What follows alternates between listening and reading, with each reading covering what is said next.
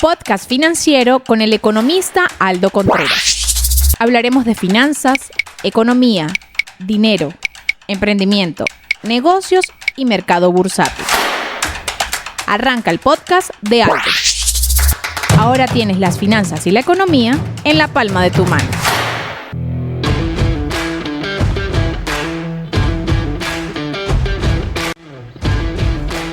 Hola, ¿cómo están? Hemos iniciado esta nueva etapa del podcast. Hoy me acompaña Diego Arellano. Diego es estudiante de economía, estudia y estamos conversando que está ya en el sexto semestre del Tecnológico de Monterrey. Hoy hemos traído un tema súper interesante y este tema está relacionado con China y comparaciones que vamos a hacer con Venezuela.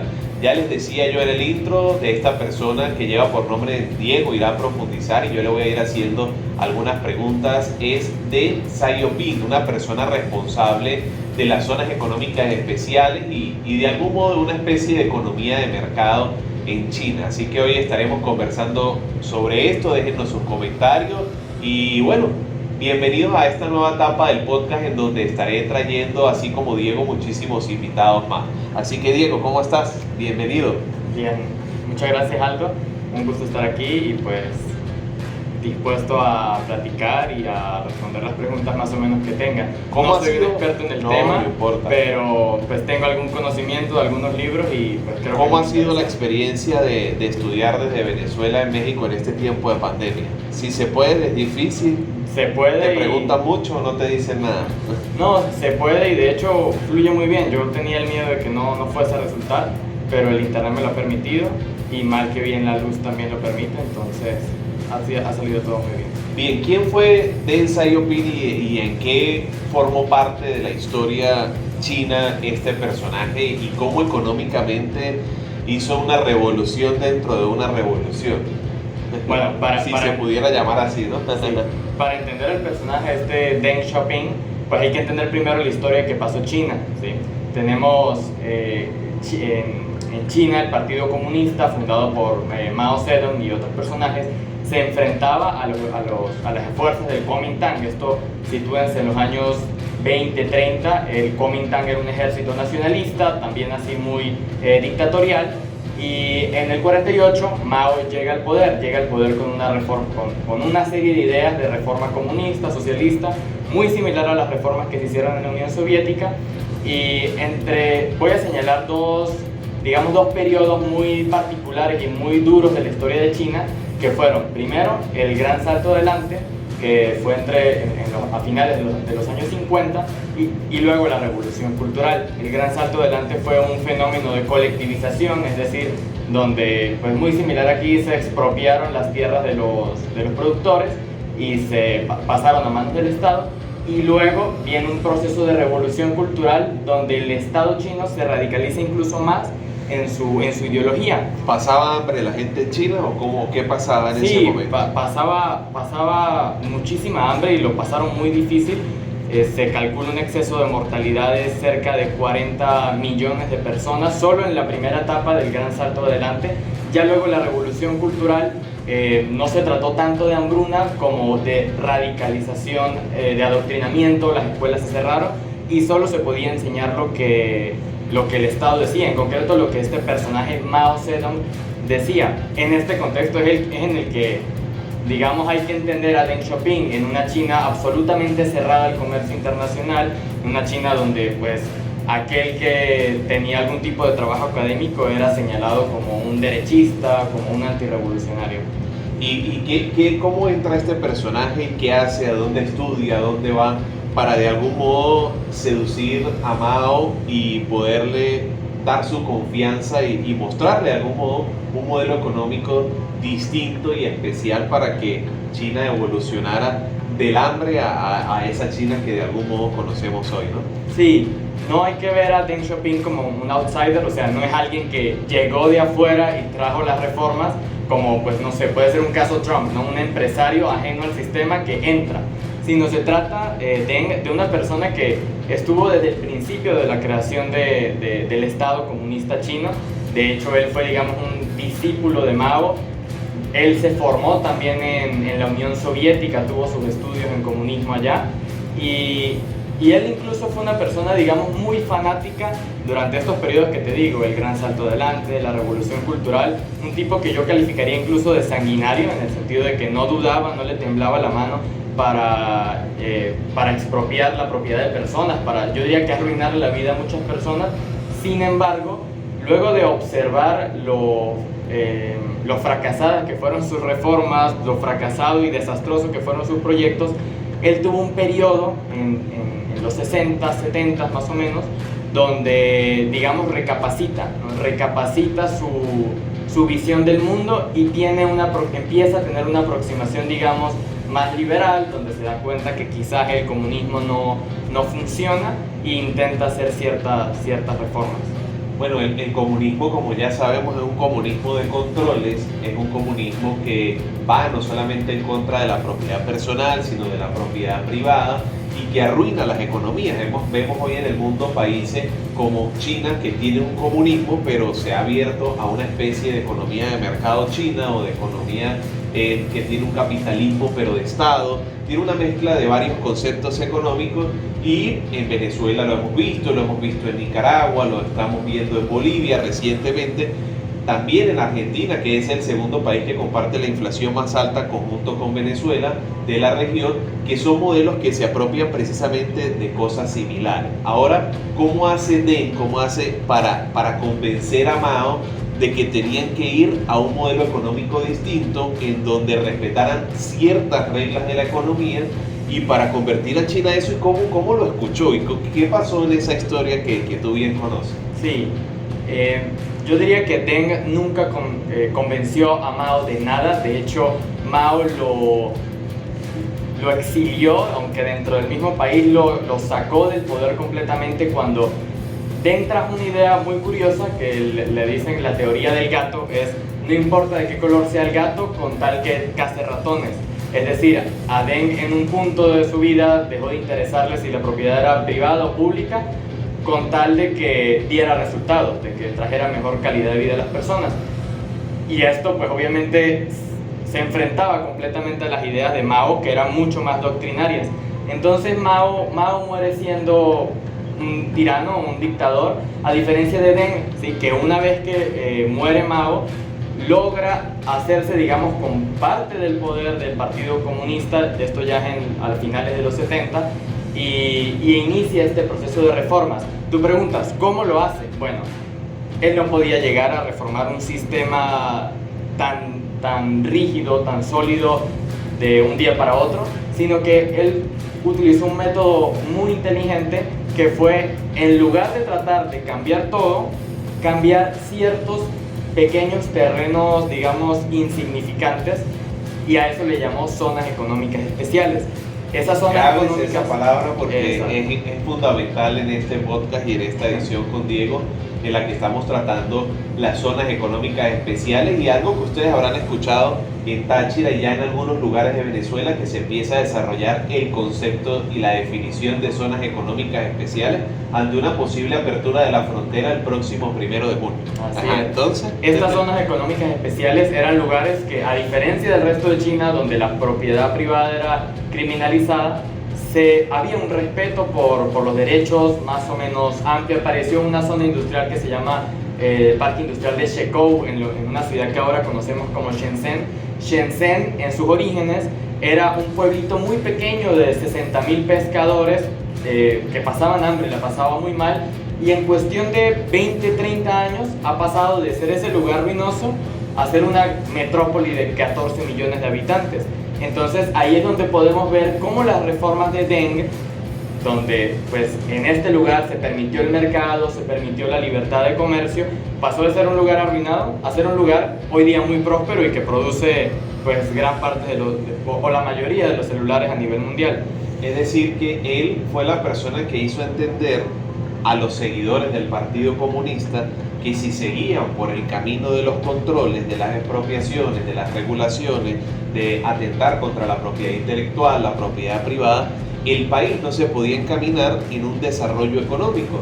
Y hace entonces este personaje que China de algún modo se convierta en la China que nosotros, que somos jóvenes, o que del 70 para acá se conoce como un país en vías de desarrollo, una economía desarrollada ya hoy en el siglo XXI, con muchas dificultades todavía desde el punto de vista político y social, pero sin embargo desde el punto de vista económico con grandes aciertos, con grandes avances, y que de algún modo pudiera ser que el comunismo venezolano estuviese tomando algunas ideas de allí, porque decía la Asamblea Nacional recién electa en días pasados que están estudiando una ley para regresar las empresas expropiadas a sus dueños. Entre esa figura Agropatria, que era agroemleña, figuran las cementeras, estaban las cementeras mexicanas en Venezuela, y figuran Lácteos Los Andes, que ha tenido un escándalo en los últimos días porque se ha suicidado su gerente general, y varias de las empresas que de algún modo han sido estatizadas, y lógicamente que la empresa estatizada pues, ha sido un fracaso. Entonces, ¿qué crees tú que fue la punta del iceberg, o cuál fue esa, digamos, máxima económica que llevó Deng dentro de China para convencer al Partido Comunista de que ese no era el camino, acabar con la hambruna y que China hoy se convierta en la fábrica del mundo? ¿Qué pasó? ¿Cuál fue ese punto de inflexión? Mira, yo creo que es un ejercicio de observación que, como te dije hace rato, experimentó Deng Xiaoping, porque pues él observó en los 60, en 61 en concreto, en algunas regiones de China se dieron procesos espontáneos de privatización, es decir, la gente simplemente se estaba muriendo de hambre y rechazó el modelo estatal y devolvieron la propiedad a las personas que la tenían anteriormente, de que el Estado se las quitara. Y Deng observó que pues, la diferencia no era menor, era drástica, o sea, producían muchísimo más y con mucha mayor facilidad, sin sufrimiento, sin necesidad de que hubiese un general ahí apuntándolos a pistola que si no producen los matan. Entonces creo que ese principio Deng lo tradujo en una frase que se llama busca la verdad en los hechos, y creo que eso fue, ¿sí? No quisiera glorificar a Deng como un gran liberal, pero pues sí soy capaz de reconocerle eso, que a pesar de que pues en cierta medida impulsó medidas que llevaron a mucho sufrimiento, también en cierto momento fue capaz de reconocer que eso no había funcionado y que había que darle paso a ese modelo, digamos, alternativo, pero necesariamente superior de desarrollo, que es el desarrollo basado en propiedad privada. En la propiedad privada y en una economía de mercado, en donde precisamente es el mercado o el libre juego de la oferta y la demanda los que fijan los precios, la fórmula.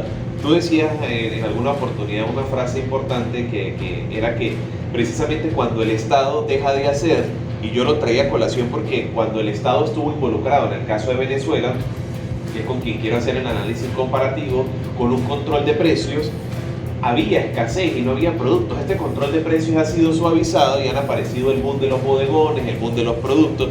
Entonces hoy tenemos el tema de la gasolina, por ejemplo. ¿Qué tendría que hacer el Estado? Y tú decías una frase en algún momento que es que no haga nada.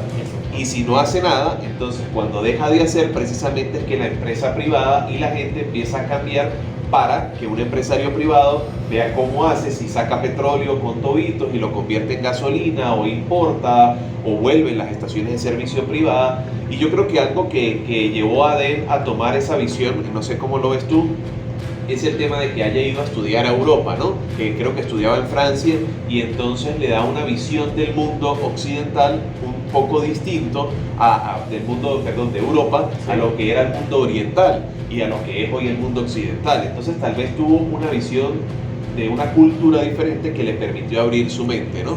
Fíjate que tocas un muy buen punto. No señalaría yo que Francia fue lo que le cambió la visión, porque él estuvo en Francia cuando tenía 16 años y era muy radical en sus ideas comunistas, pero sí fue sus contactos con el exterior en general, ¿sí? Él fue encargado de las misiones, de atender a las misiones diplomáticas del extranjero, es decir, a los embajadores, a personajes representantes de otras partes del mundo que llegaban a China. Él era encargado de recibirlos, pero también pasaba lo mismo cuando él viajaba al exterior, ¿sí? Fue recibido en muchos lugares y él llegó a conocer, de hecho, en un viaje que hizo a finales de los 70, él fue recibido en Estados Unidos en calidad de jefe de Estado, aunque no era él el presidente de China o el chairman, sino... ¿Tiene fotografías con Margaret Thatcher? Con Thatcher, con Carter, Y un fenómeno interesante es que él no se quedó limitado a lo que fue, digamos, la política o la diplomacia, sino que de hecho cuando él viaja a la ONU, creo que, no recuerdo, creo que en el 73, él pide que lo lleven a conocer Wall Street, a conocer la bolsa de valores, a conocer cómo funciona ese fenómeno del mercado.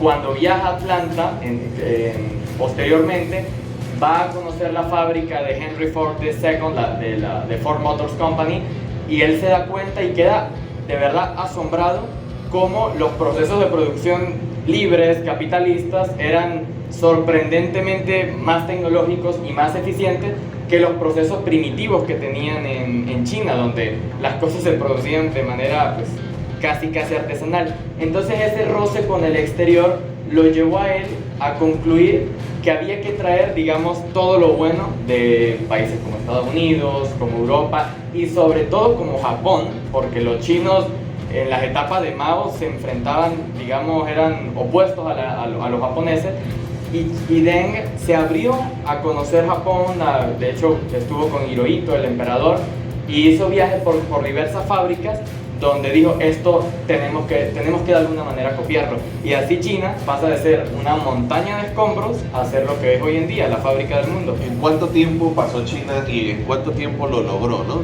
Porque a veces en Venezuela, a mí en las redes sociales me hacen mucho la pregunta y en algunas entrevistas, que cuánto tiempo creo yo que va a tomar el día que se acabe el comunismo o el día que el comunismo cambie para recuperar Venezuela y para que Venezuela vuelva a estar en los estándares de Producto Interno Bruto, de desarrollo económico, de índice de libertad que los tenía antes, o retomar lo que es el mundo hoy, ¿no? Y yo digo que puede ser muy rápido porque el venezolano tiene dentro de su ADN una especie de emprendimiento, una especie de echarle pichón, como decimos, muy importante, que hace que vayamos encaminados a eso y que tal vez en el mediano plazo, entre 5 y 7 años, vamos a recuperar la economía, que vamos a mirar atrás y no vamos a creer lo que está sucediendo. Pero tal vez cuánto tiempo le tomó a China en otras épocas económicas y en otras épocas de un mundo no tan globalizado, ¿no? Que manejas la información, ¿qué crees que cuánto tiempo le tomó? Es que no podría decirte una respuesta de tiempo, sí podría dar una respuesta de patrón. ¿Por qué? Porque China, digamos que no podemos decir que se ha recuperado, ¿sí? China tiene una renta media, renta per cápita similar a la de Brasil, que digamos es, entre comillas, buena, pero hay que entenderlo no como una China, sino como muchas Chinas. ¿Y por qué digo lo del patrón? ¿Sí? Porque allí donde se ha tomado el patrón de dar libertad, en lugares como Shanghái, Beijing, Shenzhen, donde es muy fácil hacer negocio, donde el Estado no te pone trabas, los impuestos son muy bajos, hay pocas regulaciones, esos lugares en concreto, esas zonas económicas especiales, como lo decíamos, son lugares que hoy tienen estándares de vida muy similares al que pueden tener un americano en Nueva York o en Los Ángeles. Mientras que hay lugares en lo que se conoce como Mainland China o el interior de China que aún siguen en la ruina, ¿sí?